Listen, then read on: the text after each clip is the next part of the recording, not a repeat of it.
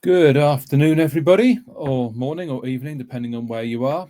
Hello, my name's Mark, and I'll be taking this afternoon or evening or morning's webinar, depending on where you are, on professionalism in the EFL classroom. Thank you for adding your greetings today. I'd be very grateful if somebody could just send a quick comment saying that you can see and hear me fine, just so we know that we're all good. Right. Just to say again, my name's Mark. I've been teaching for a long time, 30 34 years now, I think, something like that. Man and boy, I had hair when I started. Right, so we'll get straight on with this. Thank you, David, for confirming that everything is good. Thank you, Madison, as well.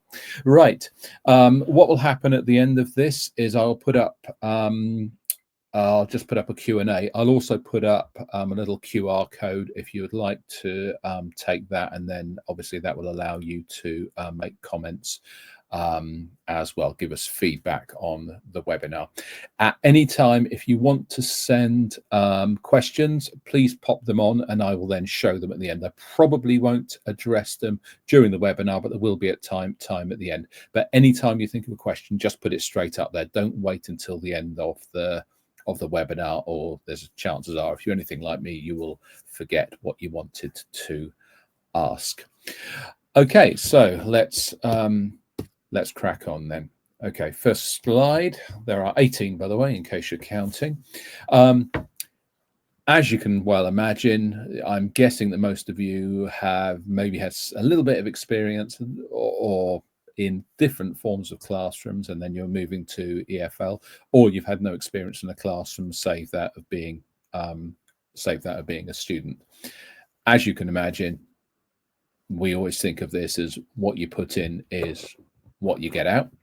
And there are certainly, as a new EFL teacher and as a continuing EFL teacher, I hope, you'll soon learn that in teaching there are certain standards of professionalism that have to be maintained. And when I say they have to be maintained, it's not simply a question of how you relate to others, even just how you relate with your students, but it's also about you as well. Okay, as you look at these 5, think about which ones that you think are the most challenging in particular. Us as students, we often find there are particular ones that are more challenging than others. And this can be the first one in general administration. We're teachers, we're people. And it means that sometimes personal organization can be a little bit of a tricky one. I will always say anything like this, it's in everybody's gift to be able to do this. You can always do this. It is a question of willingness to allow, you know, to actually make you efficient and effective administratively, and that is as much for yourself as for those around you. They kind of got these 2 bullet points the wrong way around, really, for me. As it says here, your first day in school, exciting and nerve-wracking. If you've got your professional standards, then this will help you a great deal. I will say something else about your first day as well, which is obviously you want to impress, you want everybody to like you, everybody be your friend, etc., etc. Think about your expectations as well. They may not all be fulfilled on the first day, but overall it's good to keep your eyes open and think about what expectations, what you merit as well. And some examples of that are, is someone keeping an eye on you? Is there somebody to help you there? Have you got somebody who can ask questions of? And a real big one, and this is maybe should come later in the webinar, is what's your first class like? Think also about that. Look at who your first class is. You'd expect, you're a new teacher, you're inexperienced, they know you're inexperienced. You'd hope that maybe you'll get some nice intermediate classes where you can talk to them. You don't have to moderate your language too much. You don't have to lower it for understanding. And above all else, you haven't been stuck in that class that none of the other teachers want, that is the chimps tea party. and they've given it to the new kid. That should not be happening. This is unprofessional. You have expectations as well, and one of them is you shouldn't be thrown to the lions or the chimps. And so do think about those things when you go in. And I think having your own expectations is important, because it does actually help to keep the nerves down, because you've got your eyes open for other things rather than just about you. Don't just be self-conscious. Be aware of what else is happening as well. Now we're going to go into more of the professionalism per se. Important things. Now, some of these, of course, will be provided by the teachers, by the school itself. A weekly timetable, of course, you need to know exactly what you're doing. Technology, very, very important. Do you need to include technology? Are there any special supplies that you need organizing before the class? Do you know how the tech is going to work? Such a big one. I've been to so many classes and webinars and all sorts of talks by so-called experts where they hadn't worked the tech out in advance, and they just spent time faffing about trying to put the right cable in the right plug and getting it all wrong. And those are the things you really need to have nailed on. Most of you being considerably younger than me, this stuff might not be so much of a problem, but trust me, if it can go wrong, it will. And the reflection section. This is something I think as a teacher, it gradually becomes probably less written and more instinctive, but it is still there, whatever your degree of experience as a teacher. And to have it written down when you start is so important. What went well? What worked really well? What didn't work well? What could you do better? And also, as it says here, a summary of the work. If it depends, obviously, on your class. I find again, a certain age, I forget about classes. I forget about the content of classes incredibly quickly. Just know where you are, know what you've done. This is important. Even if you have the same class throughout a week, you can forget an awful lot in 24 hours. It's even more important if you have different classes on different days, and you really, really need to stay up with what you're doing and what you have done, and where you will be expected to start for the next week. Okay, in your teaching file, of course, you always have your scheme of work. You expect that your school will be giving you some form of curriculum, some sort of syllabus. The register, fill it out at the start. Another part of professionalism, both on your part and the part of the school. The register, of course, is there for emergencies as well. Do you know where you're going? If the fire alarm goes off, do you know what the expectations are on you? And do the students know what to do as well? It sounds ridiculous, but where are the fire escapes? You need to know this kind of stuff. Your lesson plan. Now, a lesson plan might be something that you have to provide on a templated form, or it might be something that you simply write out for yourself. What I used to do, and what I still do to a certain extent with a lesson plan, is, and this maybe gets easier as you get more experience, but if you've got, say, a 2-hour lesson, I tend to go in there with enough material for more or less double that. And I've got the things that I would like to do, but I've also got the other materials, and thinking, okay, well, if that doesn't work, or maybe if they need to calm down at this point, or no, they need more communication. So there's different directions that you can go in. And I think it's important that you have that. You read your class. If at this point they're getting a bit restless, okay, let's have something that gets them off their seats and gets them moving, a speak and a communicative activity. Or on the other hand, okay, time to calm down now, they're a bit bouncy, let's get their heads down, let's look at something that will just let them work in pairs quietly, or even alone, and do that. And of course, if you prepare that much, you haven't over prepared, because at the end of the class you've used 2 hours of material and you've got 2 further hours still in advance that are going to be worked in at some point in the future as well. Another thing with this is always with worksheets, even now, and even with whiteboards, Teams, file share, whatever else, if you do paper copies, make sure you do more copies than you need, and keep one in your own material. You don't know when you might use it, and it also tells you that you've done it before. And if you possibly can, keep it all neat and up to date. This comes back, anything that you do like this, the expression, "a stitch in time saves 9," is so important with anything like this. Anything you do that's kind of diligent, prepared, that is then done after the class as well will pay off 10 times over in the future when you've got things at your fingertips that you can then use.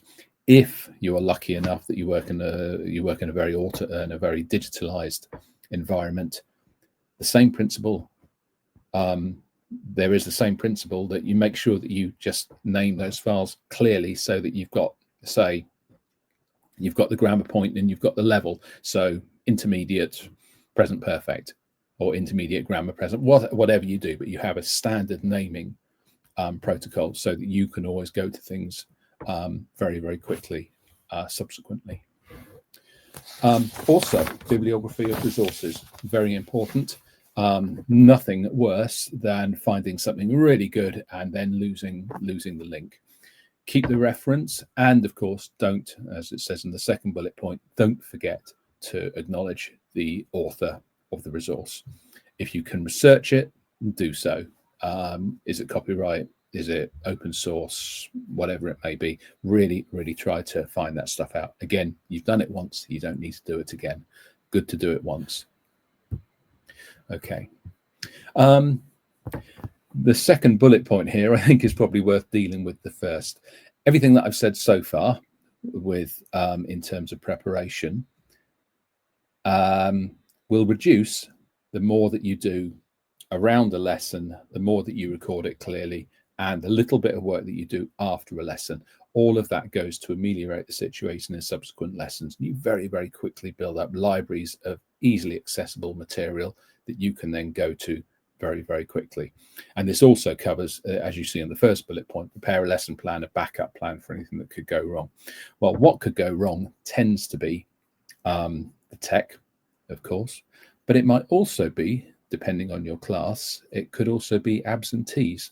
Try to think about, okay, what happens if, you know, you've got 5 people in a class that weren't there in the previous lesson, or 5 people in the previous lesson that are missing in this lesson. Things like that can always, you know, you need quite a lot of different things. Is it something that's going to need to be revised? Is it something you can actually go ahead with as well? And so, as I said in just previously, my idea about this is to pretty much prepare double, but it doesn't mean that you're preparing double for every single lesson. It means that every single lesson you have double, but once you're ahead, you're only preparing the same amount as you would need for the normal duration anyway.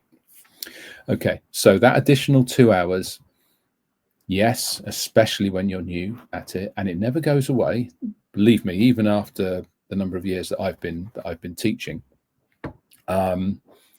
I find that my lesson preparation stays very high. Maybe not 1 hour to 2 hours, but my preparation stays very, very high. Actually, has got a bit like being a driver. I think there comes a period in your teaching time where you get very gung-ho and you think, yeah, I can do that. I can walk in. I can just do everything spontaneously. And then you calm down. You think, actually, no, what are my students getting? What do my students deserve? And I'm better than that myself. I need to do the maximum. I need to not take the path of least resistance. But again, preparation, not just for the lesson, but for the work that you have previously done, the reflection on that work, the filing of that work, everything like that saves so much effort. Okay. With experience, you can recycle and adapt your materials.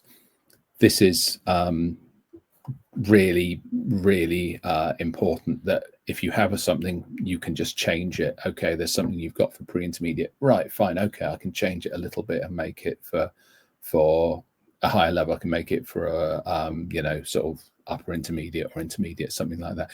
You can always change these things around.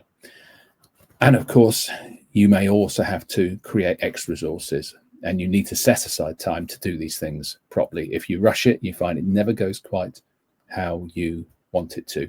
You'll go over time, you won't manage to cover everything that you needed to in the lesson, or you're finished too quickly and you find you're trying to fill in the time that is left. And I will mention a couple of things that you can do about that in further on in here as well.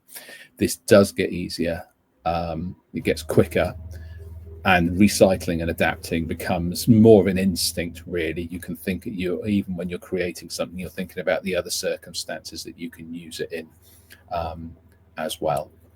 I'll mention something, in fact I will mention this now. Something else that I think needs to be recorded as well is what we call emergent language, which is a concept that you may not have come across. You may have come across in the content, in the course content so far.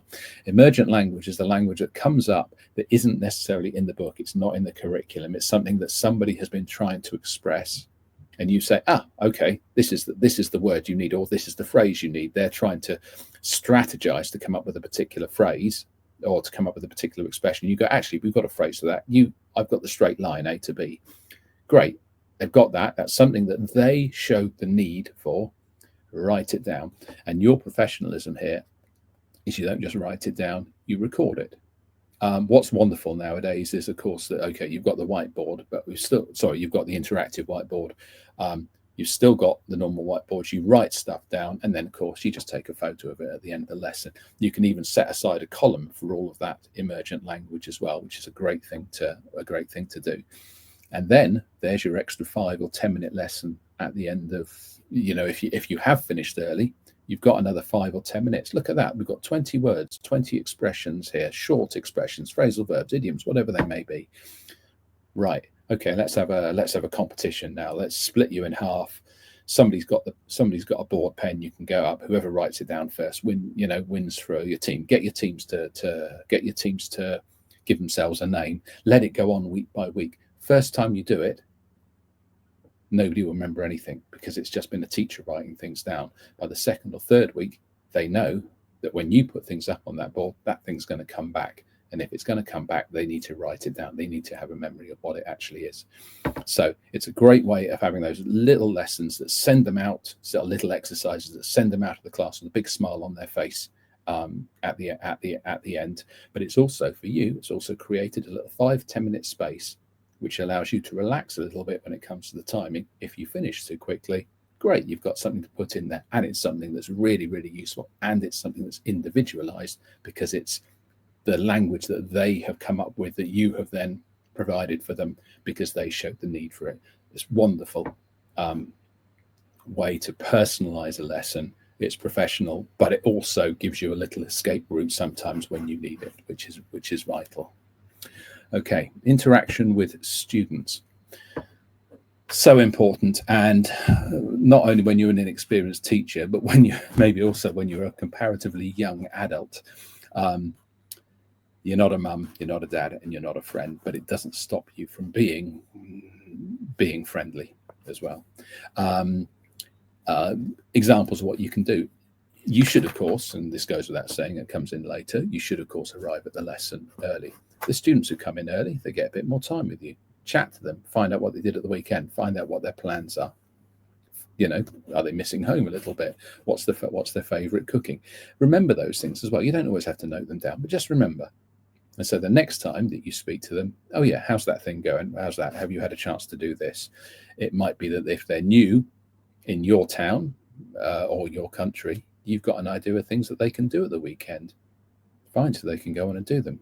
Make suggestions, listen to what they enjoy doing. It sounds an obvious one, put aside issues at home. This really needs to become instinctive. They might tell you about their problems. You don't tell them about yours. You walk through the door and you're a teacher again and nothing else. And look the part. This is actually a harder one than you might think, looking the part and dressing neatly. I like the fact that it says maintain school protocols here. Simply because not all teachers will do that. It's one of those things where where often people around you, the teachers, will not always provide the best example for you. Be yourself, dress well, have some self-respect. It doesn't, just because that's what's written down in the rules for teachers, doesn't mean that every teacher follows it. You need to. You really, really need to. Students notice it.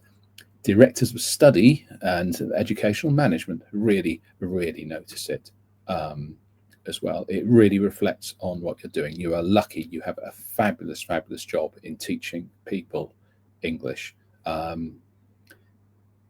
Dress is part of that, and also your overall attitude to it as well. Trust me, if you go into a school, if you go into any English teaching school, you will find people who have just been doing it too long.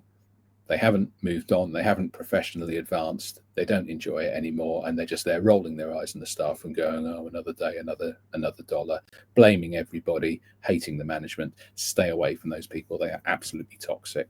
That's not how it needs to be, and it's certainly not how you need to end up. And part of that is dressing well. It's your own respect for yourself. Punctuality, it kind of goes without saying. I do think there are different forms of punctuality. You can either be there in advance. What I like to do is to be into a class early, set up everything. If I've got an interactive whiteboard, the first slide of the PowerPoint is up there with good morning, with the date, maybe a little comment about the weather or something like that. And then I like to clear off out of it and then walk in only a couple of minutes before. Sometimes I'll do that. If you've got a very young class, you've got all your papers laid out, you might not trust them with that, so you might want to be there when they come, so nobody gets to mess about or have a look at your papers or anything like that. Any of those are possible, but either way, you're there, you're on time, and you're ready. Okay, moving on. Yeah. Again, this comes with the students will respect you, punctuality, appearance, being a teacher, and maintain a learner-centered staff room, by which, of course, this means, as you've already studied, no doubt, your TTT time. You keep your teacher talking time lower, so the onus is on them. And again, that creates a virtuous circle. As I mentioned about emergent language, well, emergent language can only come from students if they have the chance to express themselves. And so you become a listener and a guide, which is what a teacher should be, rather than simply a didactic teacher throwing out information. Be patient. It's a really, really easy one to say and a difficult one to do sometimes. But we all have, certainly people of a certain age, we all have a memory of being at school with a teacher going red in the face, getting furious with us, and your mind being a complete blank because you would desperately like to do what they want you to do, but you can't because you've got an angry grown-up there in your face, which completely annihilates any kind of thought. Patience really does mean, look, don't worry about it. You're okay. Allow them to relax in class. If you're patient and if you're confident, they will be patient with themselves, and they will be confident enough to express themselves as well. And that comes again from being approachable. And approachable, I've mentioned as well, in terms of when you're in the school, teachers, other teachers, a nominated teacher looking after you as well. Something else when you're judging your school is other people you can go and ask. And do they actually roll their eyes, or do they actually take the time to help you? If you need to know where something is, do they just point in one direction, or do they actually just go there with you and say, okay, this is what it is, this is the photo, what do you want to do? Okay, you remember, have you used this kind before? You want to do double side? Anything like that, just anything that's going the extra half mile to help you as well. What you expect, that should be an expectation of you from the students as well. Patience, confidence, and approachability will never go away as teacherly requirements. Okay. Showing genuine interest. I mentioned this one about maybe when you go into a class early, you chat, you remember. Don't ask them the same question twice. Positive feedback. As a teacher, as in educational management, I should say, if I'm observing a teacher, you always have what you call sound sandwich. You'll probably notice this, it'll happen to you. You'll get sandwich criticism. A sandwich criticism is pretty much as it says. You give them the good, and then you give them the criticism in the middle.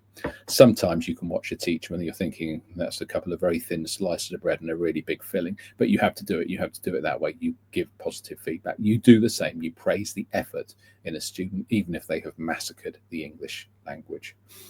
Good communication skills. This is a funny one because it can actually come in preparation as well. Again, having observed many more lessons than I can actually think of, one of the things that people prepare very well in general is their materials. What they prepare far less is their instructions. If you're teaching any class, pretty much, I would say pretty much any class from advanced down, if you're giving instructions, you've got a task to carry out. You're asking them to carry out a task. Sometimes that task can be very simple. If you've got, say, a multiple matching exercise where you've got the first half of the sentence on one side and the second half of a load of sentences on the other, and they just have to draw a line between them, you need very little instruction. If they're a higher level, you might need more complex instruction. How do you make that simple? How do you make sure that they are focusing on the task that you've given and not decoding your words to actually work out what on earth they have to do here? So really make sure that you have thought about your instructions, what we call your ICQs, as well as your CCQs, your concept checking questions. ICQs, instruction checking questions, and it can also be, especially among younger and lower levels, checking that they've actually listened. Okay, so and so, how many questions do you need to write down? How many sentences? Okay, so and so, are you working on your own or are you working with somebody else? Making all of these things really, really clear so everybody's had a second chance to listen to them as well. Empathy with your students. It's a really important part of education. Do try to understand your students' feelings and their difficulties. And sometimes, especially when they get frustrated, a few kind words, a little bit of understanding can really, really alleviate emotional stress in the classroom. I'll come back to that in a second. I'll just do the last of these bullet points. Minimizing teacher talking time for the reasons that I've already mentioned. They need the time to actually work through things. Listening to you is a very limited way of learning anything. That empathy, one thing I would say for that is if you've got a class, if you've got 15, if you've got 20 people in it, whatever, try to get a little bit of one-to-one or one-to-two time with every single student. And that's not just you at the front of the class having some sort of yes and no answers between them when you're concept checking something or when you're asking for answers back. I mean, it's when you get a communicative task, go and sit in front of two people who are talking, and if you can, get a little bit of, yeah, that was really good. Just one little thing you can change. That tiny bit of individualization in the lesson can make so much difference. If you can also note it down and mention it later, well done, look, you did that better than you did it before. The same goes if you remember something that you've discussed with them previously, something they've come up with. It might even just be in a personal chat. And is that okay? How's that doing? Anything like that, really, really important to do. Okay. These ones now come fairly straightforward. Of course, you encourage. If somebody, again, does not give a good answer, okay, that's good. Can we make that a little bit better? Can somebody help? Always encourage. Even if somebody gives a wrong answer, that wrong answer is part of the pathway towards the right answer. It's all part of the journey, and that's great. A classroom contract is a really, really good idea, especially for lower levels. What they don't do, they all agree, they all sign up to it. You can do it on the first day. It does depend, of course, on having the same students throughout. You can have it up, stick it up on the wall, ask new students to familiarize themselves with it as well. And obviously that means that they've signed up to things like not using their phones. Mobile phones in a class are basically a sickness. And it just obliterates learning, even if they are using it for English learning purposes. If there's a word they don't understand, they look it up on their phone. They've got the answer. It's junk food. It's just gone in. It's gone in for the purposes of doing the task and it goes straight out again. It's not learning. Don't have favorites. Goes without saying. A sense of humor. This is I wonder why they put this down actually in among the bullet points in the course content. If you've got a sense of humor, use it. If you haven't got a sense of humor, you can't use it. There's not an awful lot you can do about it, but it does help. It does help to be a human being as well as a teacher.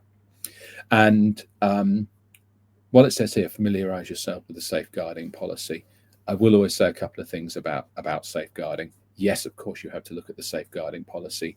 Never take it too much to heart. I don't mean in that you shouldn't follow it. You should follow it to the letter. But that safeguarding policy should always have one basic thing, which is you can escalate. You are not under the obligation to deal with anybody's problems. You are under the obligation to escalate them to somebody who can deal with them, who can further escalate it as is required.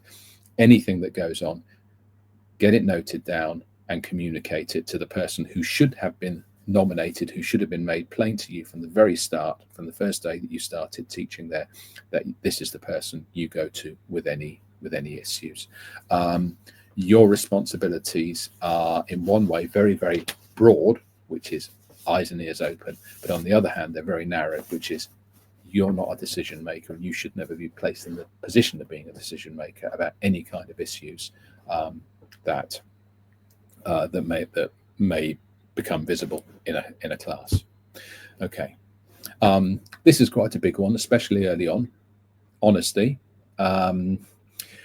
There's only so many times that if you can't answer a question, create a positive learning experience by asking them. But I'd say maybe above all else there, go away yourself and find out what the answer is. And again, come back. That's professionalism. Come back in the next lesson. Say, thanks for your question. That was a great question. I've had a look at it. This is the answer, and I'll explain why. Composure. Never shout. You shout, you've lost it anyway. If you're working with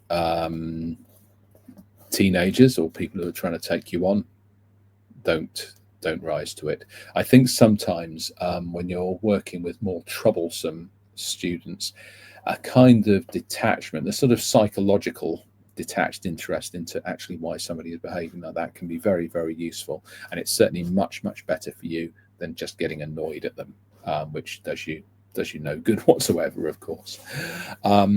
Right, and so moving on, we're nearly there. Yeah, online lessons. Yeah, there's so much that you can do nowadays with these. Breakout rooms are absolutely great. Worksheets are fantastic as well. And something that hasn't been mentioned on here, of course, is AI as well. AI, I think, is brilliant. And the reason it's great is that it doesn't just allow you to give exercises that are specific, say, to the grammar, but it allows you to marry up, say, the grammar and the topic that you were doing in a previous lesson or in that same lesson. If you don't know anything about this, get on ChatGPT or whatever your one of choices. Have a real good play with it as to what you can do. Always remember, look at always the key things to put in. EFL students, put in the level, put in the topic, and say, is it a multiple matching exercise you want to do? Do you want to do a gap fill exercise? Whatever it may be, put it all in there, put as much in there and see what comes out. And then back to professionalism, don't just take the whole thing and put it onto a Word document. Go through it carefully and decide whether your students can do this or not.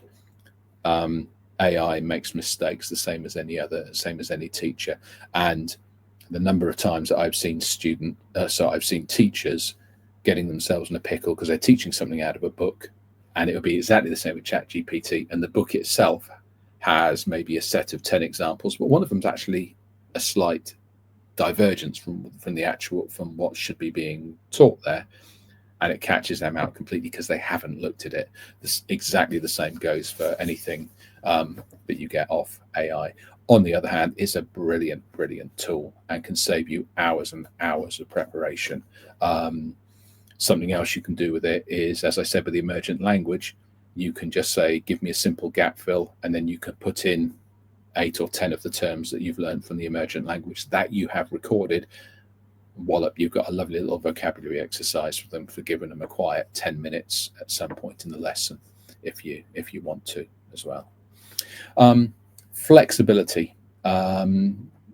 If you want to travel in particular, if you're teaching English as a foreign language, you'll have to adapt, of course, to new countries and new situations, and not everywhere is the same. You know, one time you might be teaching 15, the next year it might be 30, or the next lesson it might be 30. So accept it and embrace it. And trust me, these are wonderful life skills as well for those of you who are still fairly young. Wherever you go in life, whether you stay in English teaching or whether you do other things, just being able to make the best of things is just great in life as well as in your career. Okay, on to the last one here: personal learning networks. Find a mentor. Find a mentor in your school. You may be assigned one when you go to a school, or you may ask somebody. Teachers, being teachers, would love to be asked to be a mentor. They'll never say, "Oh, I haven't got enough time." They we all want to be at the front pontificating and being wise and clever. A mentor's a great thing. I think it's much better if you choose somebody. Again, any staff room that you walk into will be divided between those who take it seriously, who enjoy it, who understand the privileges that being a teacher bring, and those who have got different attitudes. Making friends with teachers at the school, I don't think you really need to know that. It's probably instinctive for you. Another brilliant thing you can do: ask to go in to see other teachers' lessons. And if they ask you for feedback, give honest feedback, but base it on the sandwich principle as well. As a young teacher, you may not want to be ripping into somebody who's done it for a few years and is quite proud of what they've done. Say how much you admire stuff, and maybe pop something else in there. You can always note it down. Online EFL teacher groups, there are many, and they can be really useful as well. Okay. You shouldn't need to find out if your school offers CPD sessions, because they should let you know. Really do your best to keep up with this. I think the best schools often are the ones where it's not just the director of studies taking stuff, but teachers themselves are actually doing things as well, and teachers talking about the research that they've done. And so everybody is contributing to the learning rather than just the director of studies or the assistant director of studies, the ADOS as they're called, pontificating. Just, it's much better when everybody's doing it, and maybe you can do it as well fairly soon. The latest teaching methodologies. Again, a school should normally have magazines, online magazines nowadays that are aimed at TEFL teachers. We'll have a look at some of the names of them shortly. They're great to read.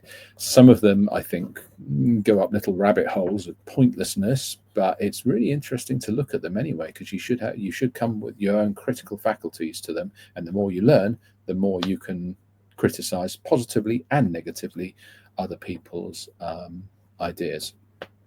Conferences, lectures, etc. Great, and your school should support you in doing such things as well. Again, online nowadays, very simple to find them. And the very fact that you're here doing a webinar, I hope you're here doing a webinar not just because you're interested in passing your level 3 or your level 5, but actually because you're interested in the process as well. And if you want to have a future in any kind of in EFL, that's the way to do it. Okay. This comes up with the same thing: ELT magazines, of which there are many. They're great also for brushing up on areas that you don't focus on normally. Say like the how-to series are great, which come from Pearson.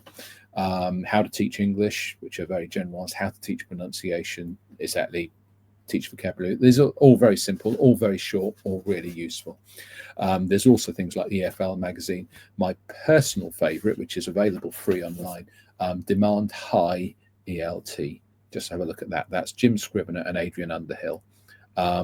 Scrivener wrote the best basic reference book for a new teacher, which I've got somewhere. Learning Teaching, I can dig it out.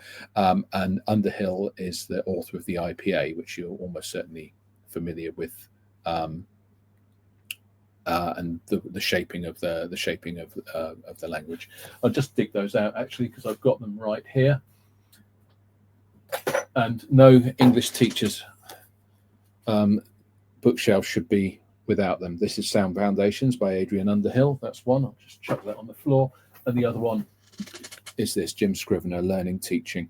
I don't know if you can get online copies of them now for the more mobile, geographically mobile among you, but if you can, get them, and you will constantly refer to them with enormous benefit. Demand High is a wonderful idea, but I don't think it's the time to talk about it now.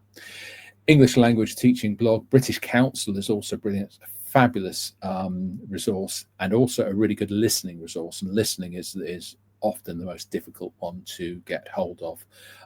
So British Council is where a lot of people start when they're looking for listenings, especially when they're non-authentic listenings, so for lower levels. Any kind of subscription, this is something that you should get within your school. You can also do courses, of course. So many to do online. Coursera, Future Learn, and most of them do certificates of attendance. These are really useful on your CV as well. Directors of study love to see people who are actually interested in what they're doing and want to progress. These things really do help. And the last one, in some ways, possibly the most important, a balance between work and personal life. What I notice, I'm trying to think which of the assignments it is. It's on level 5, and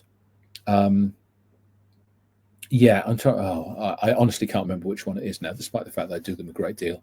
And what they often people seem to enjoy, setting homework of 500-word essays for a class of 15 people that you're then going to mark at home. You think about what that actually means. It's basically the length of a small novella that you're going to have to mark line by line. When you set homework, make it homework that makes them do the work, not you. There is always a place for more personalized work that you can mark. Try to keep it fairly short if you can. That's kind of part of it. One of the best things I think about this job, and it's why I think EFL gets kind of refugees, if you will, from other professional walks of life, is that it's a job that you can leave aside when you walk out of the classroom. You should just walk out of every classroom, if you can, with a smile on your face. You don't have to take it home. You don't have to live through it again. It's one of the privileges of the job for us. So really try to maintain that as well. Do not sacrifice yourself for your students, because in the end you're sacrificing other things like a family life or a social life or whatever other life it may be. Get that balance in.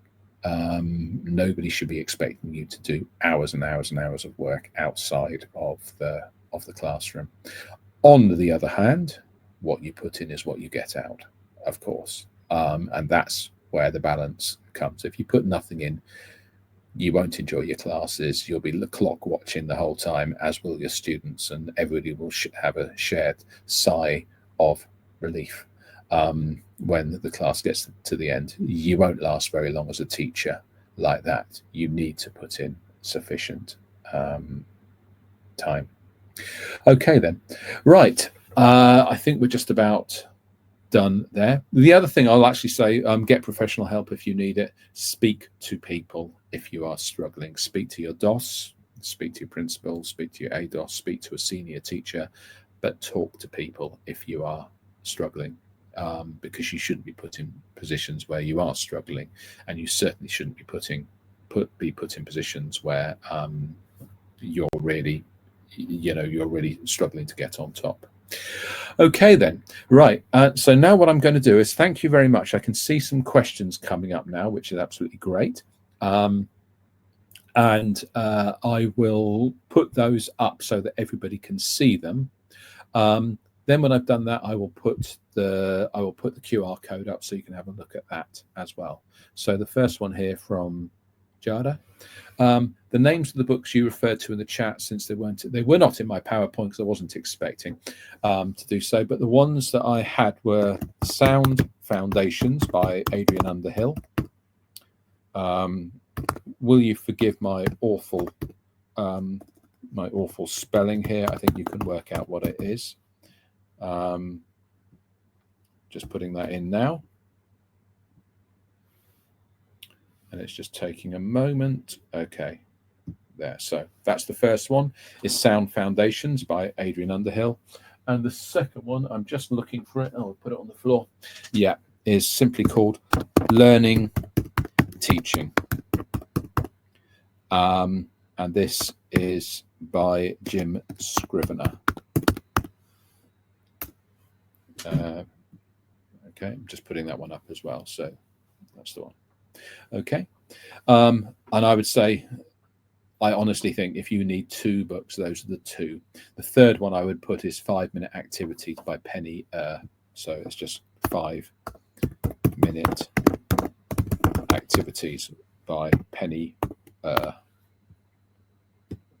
So if you never want to invest, particularly in a TEFL library, and I wouldn't blame you, those are the three that I would go for.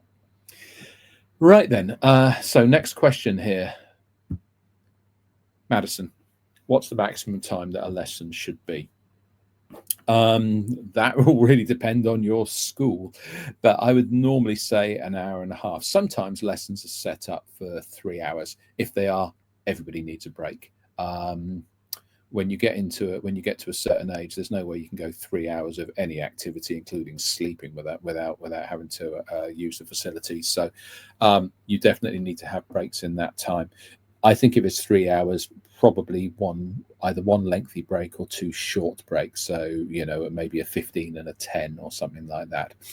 When you've got young classes, I would tend to go for one longer break. But again, if you've got a younger class, it's almost certainly in the school environment, and you'll be following the school protocols. One thing, when you're in a school, a little bit, if you want to not diminish your popularity, stick to the times, because if you're in a long corridor or something like that, and you've got lots of classrooms next to each other, the last thing that the other teachers want is to have a gaggle of kids noisily heading out down the corridor and making loads of noise outside of the times of the actual lessons. So stick to what the schools say for that. If you can't finish a lesson in the allocated time, first of all, you mark it down to experience, and again, this is part of reflection. Depending on your class, you may, if you've got handouts or if anything digitalized, think about an exercise. Maybe you're doing a controlled exercise. Okay, see if you can just hand that out, give that out for homework instead. No harm done. And you can always start the lesson with finishing off. These things get fairly instinctive after a little while, so it's really not a big problem. And sometimes it's not a terrible thing, because you should never be making the timing of the lesson the master of the conduct of the lesson. So that's to say, if something takes longer, it takes longer. Don't say, okay, right, we're going to cut that off because I've got to follow the timing. Far better to do an exercise properly and take longer over it than it is to chop it when the students aren't going to get the effectiveness of it. So I would say that's a big one.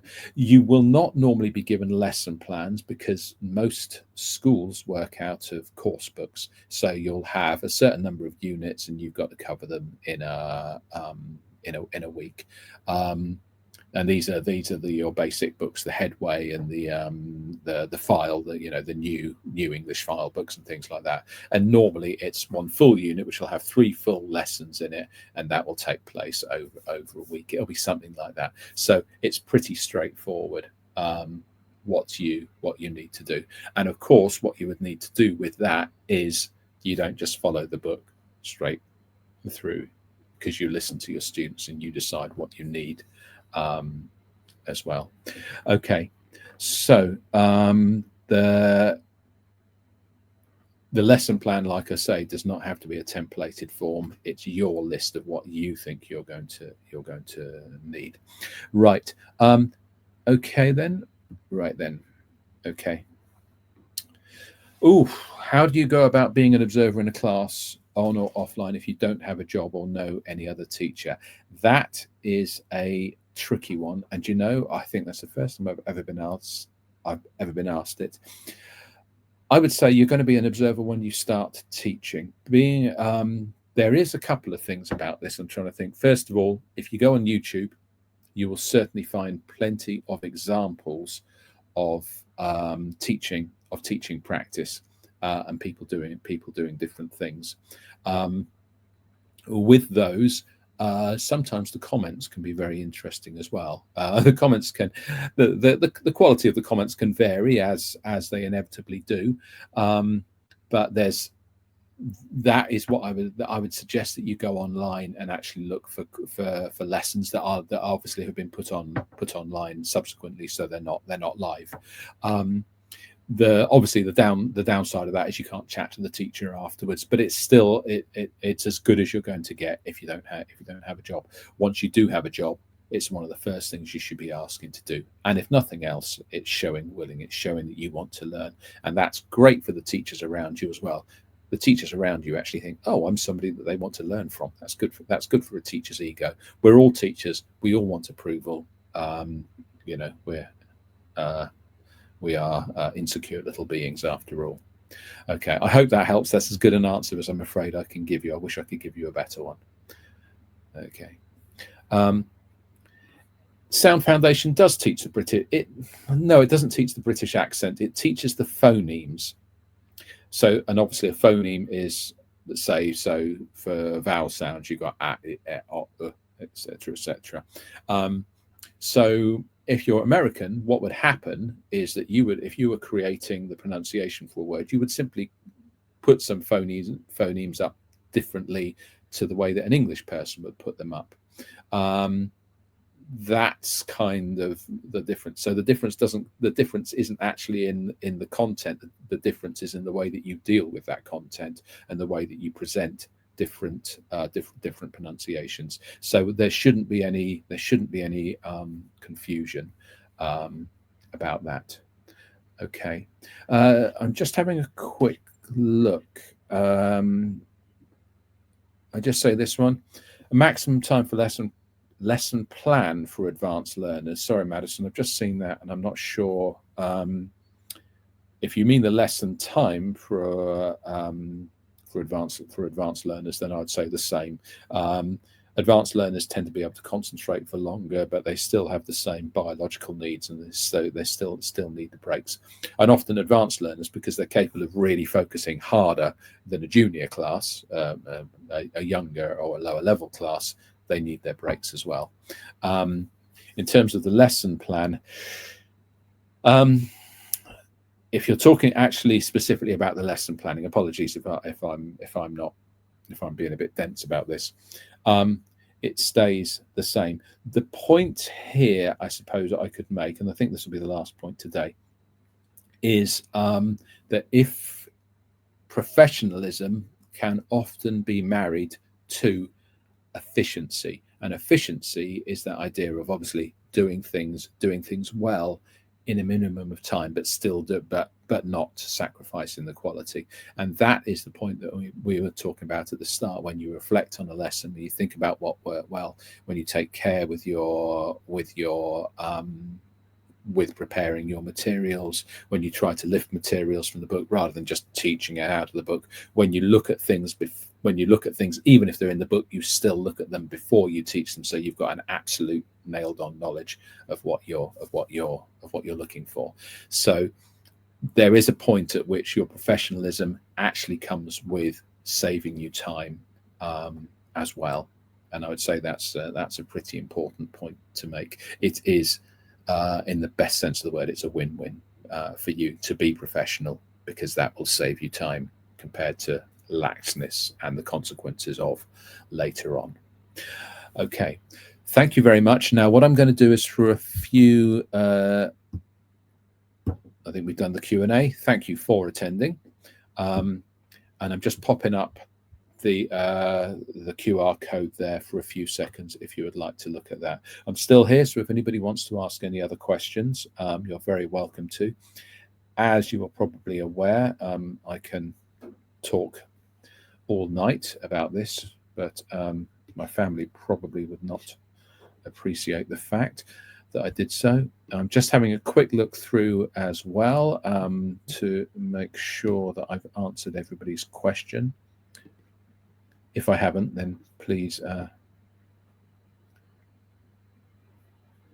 bring my attention to the fact. Okay, great. Well, thank you all very much appreciated, and I hope that's been of use to you. Please check on that QR code, and please fill the survey in. It's all useful information for us as well.